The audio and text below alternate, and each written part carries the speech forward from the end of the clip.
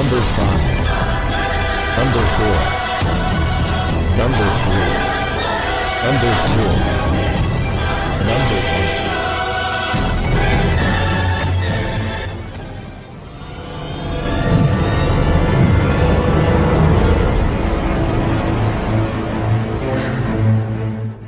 Pakar dan spesialis ilmu vibrasi antara diri Tuhan dan alam semesta, ilmu metafisika modern, ilmu kebatinan, ilmu pusaka dan benda bertuah. Update video terbaru dengan mengklik gratis, subscribe dan lonceng notifikasi gratis, dan selamat menikmati.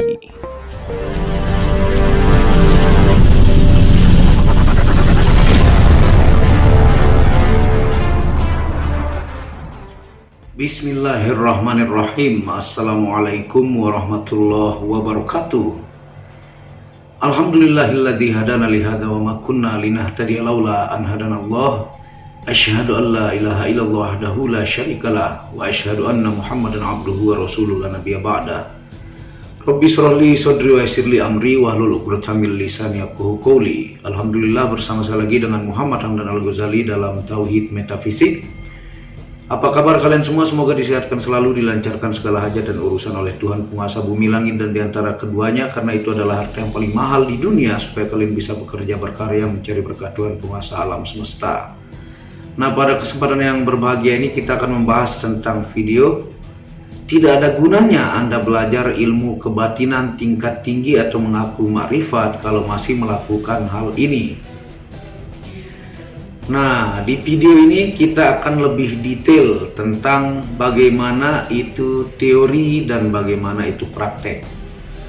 Nah, teori ini banyaklah manusia yang mampu, yang mengetahui ilmu-ilmu tentang ilmu kebatinan, ya, atau bahasa lainnya ilmu hikmah atau ilmu tasawuf ataukah ilmu ma'rifat. Ingat, ilmu kebatinan, ilmu hikmah, ilmu tasawuf, ma'rifat itu adalah nama sebutan saja. Yang aslinya itu adalah tasawuf ataukah ilmu sufi, ya, itu satu, ya. Nah, kalau ada yang mengaku belajar ilmu hikmah tapi belajar silat gaib ataukah ilmu yang menyangkut tentang metafisika, tentang jin dan sebagainya, itu tidak menjurus ke sana, ya. Ilmu kebatinan atau tasawuf itu adalah ilmu batin Anda, ya. Bagaimana Anda merasakan rasa Anda hidup, bagaimana Anda menyambungkan dengan dalil-dalil ayat Al-Quran atau hadis, apakah cocok dengan rasa Anda, bagaimana Anda merasakan apa yang dirasakan orang lain seandainya Anda jadi mereka. Nah, tentunya di Indonesia ini perguruan ilmu kebatinan ini sebenarnya sangatlah banyak, ya, baik di Lombok, di Jawa, di Sulawesi, ya, di Sumbawa, di mana-mana banyak. Tapi mereka itu seperti bekerja di bawah tanah ataukah tidak terlihat.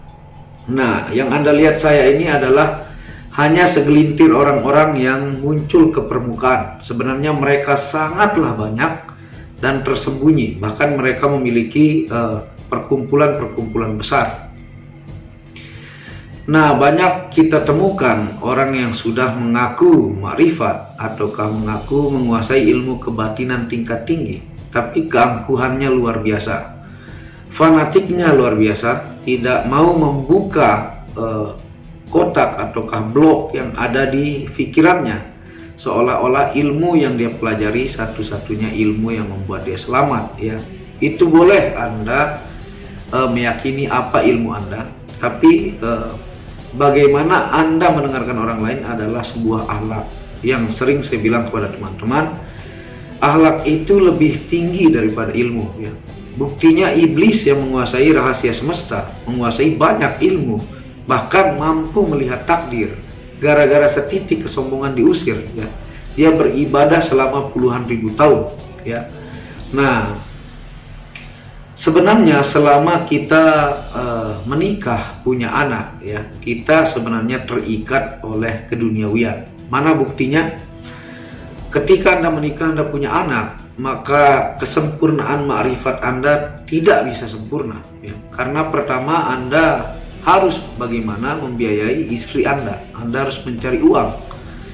Bagaimana Anda membiayakan sekolah anak Anda, itu kalau satu, kalau dua, kalau tiga, kalau empat. Makanya banyak wali-wali yang majdu atau wali-wali yang kedekatannya dengan Allah sangat tinggi. Misalnya seperti Rabi'atul Adawiyah, dia tidak menikah ya. Kenapa? Karena dia akan fokus dengan hal-hal keduniawian ya.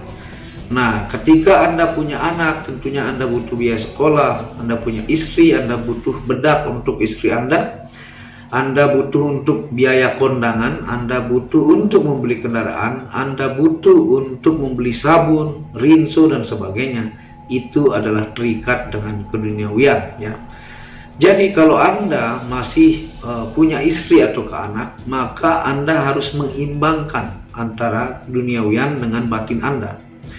Kalau Anda fokus ke ilmu batin sampai Anda belajar jauh sana, ilmu Anda tinggi banget, bahkan banyak istilah-istilah yang susah dicerna, tapi Anda menelantarkan anak bini Anda, maka Anda zolim. Bahkan Tuhan akan menyiksa Anda di hari kelak ya, karena Anda mau mengambil tanggung jawab untuk menikah dan punya anak. Karena punya istri dan anak itu memperjuangkannya, mencarikan berkah atau rezeki, merupakan jihad juga. Tidak cuma Anda jihad ke Palestina ataukah seperti perang-perang, tapi Anda menjaga anak istri Anda selamat dan lancar kehidupannya, nafkah zahir dan batin, itu adalah jihad. Nah, banyak mungkin istilah-istilah yang sangat susah dimengerti dalam ilmu kebatinan, khususnya bagi yang awam ya. Kadang-kadang saya pun kadang-kadang kalau menonton channel lain tentang ilmu kebatinan atau tasawuf, sempat berpikir satu kalimat saja bisa setengah jam ya, untuk merenungkan apa yang sudah saya pelajari dengan membandingkan apa yang mereka sampaikan di media sosial ya. Karena yang muncul di permukaan hanya beberapa saja sebenarnya ya. Nah, setinggi apapun ilmu Anda dalam ilmu ma'rifat atau ke ilmu kebatinan, atau Anda menggunakan istilah apapun ya, poin yang paling inti adalah apa praktek yang Anda lakukan di kenyataan hidup Anda, di kenyataan rasa yang Anda alami.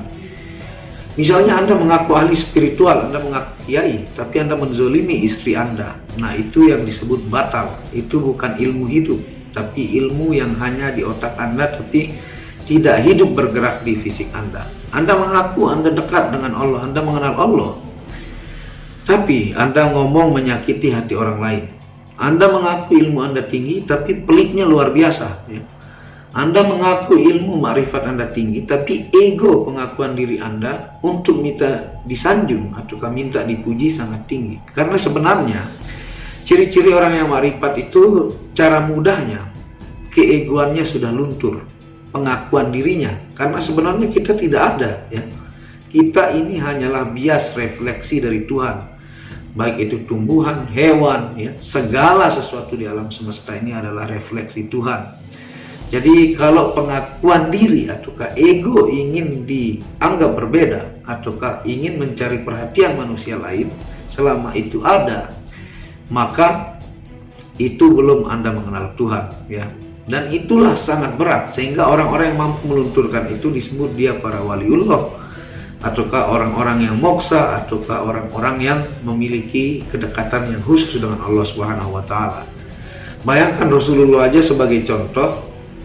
Kalau kita umat muslim, beliau ini dalam kisahnya dilempar oleh kotoran ya, hampir setiap hari ya, dalam kisah, dalam dalil.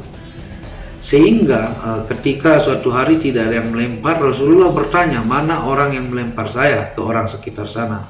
Ternyata yang melempar kotoran Nabi Muhammad itu lagi sakit, dan orang yang pertama menjenguk dan mengobati orang yang melempar dengan kotoran ini adalah Muhammad SAW. Itu contoh mulia yang Anda harus ikuti. Dilempar kotoran, beliau tersenyum.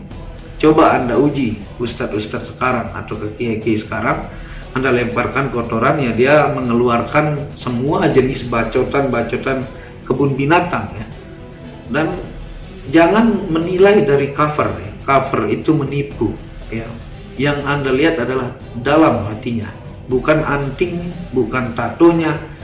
Memang secara umum orang menilai orang kriminal itu dari ya tato, dari anting, tapi tidak semua ya. Banyak juga orang berjubah, banyak orang juga yang pakai belangkon ala-ala Jawa, tapi sebenarnya mereka adalah penjahat yang pintar berkamuflase, memanfaatkan sesuatu misalnya seperti agama ataukah adat budaya untuk meraih keuntungan pribadi ataukah kelompok mereka. Jadi lihatlah hatinya ya.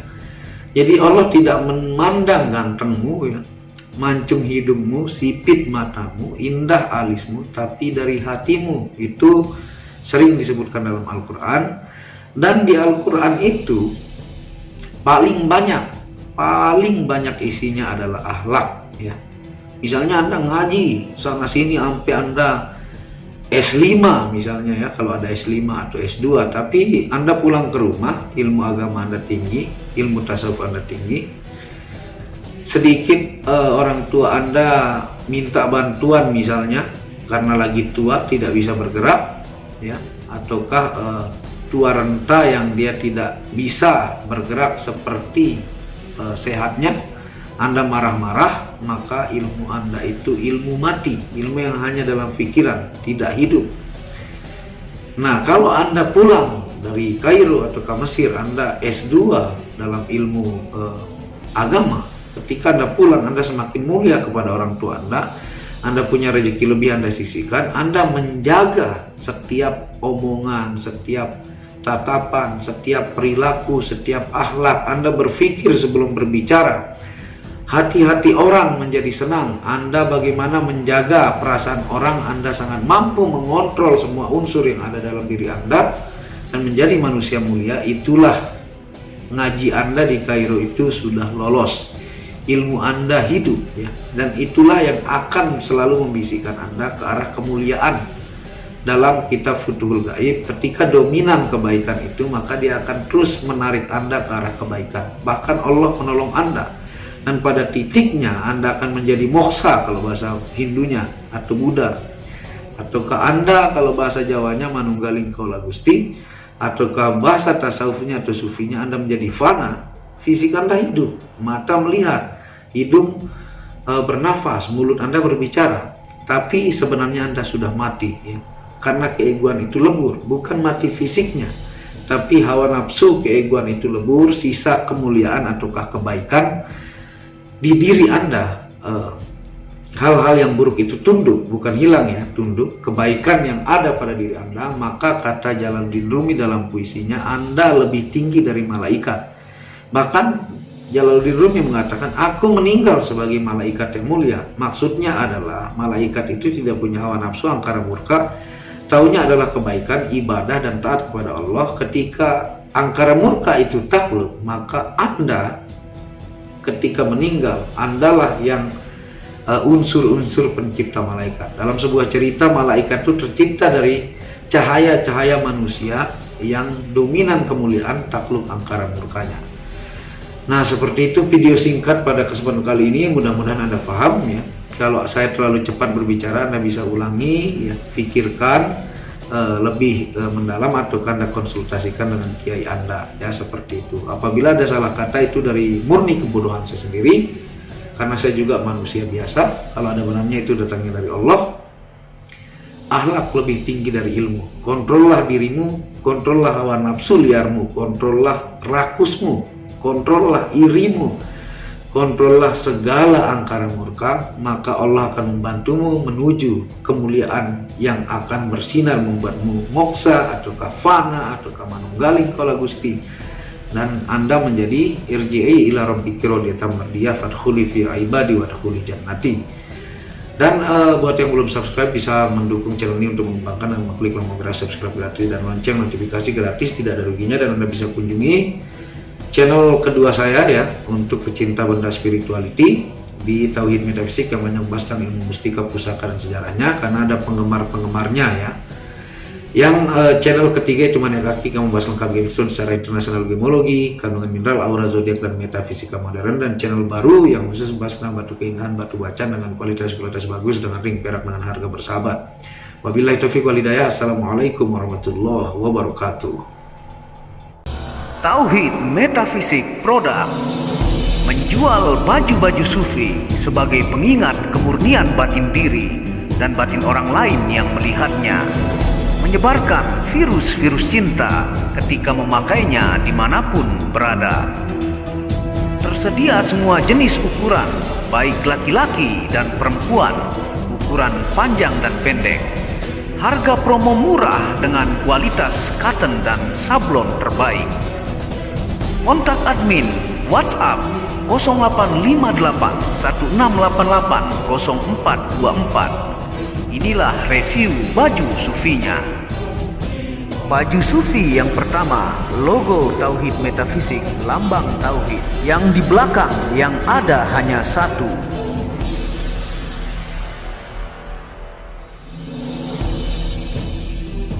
Baju sufi yang kedua, aku lebih memilih menjadi orang murni. Logo di belakang baju adalah Tauhid Metafisik.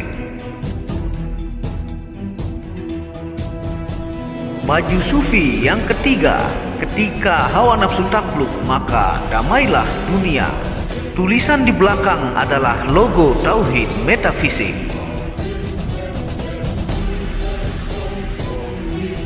Baju sufi yang keempat, aku patah hati pada fananya dunia. Tulisan di belakang baju adalah logo Tauhid Metafisik.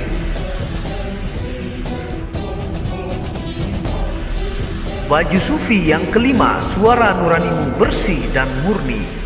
Tulisan di belakang baju adalah logo Tauhid Metafisik.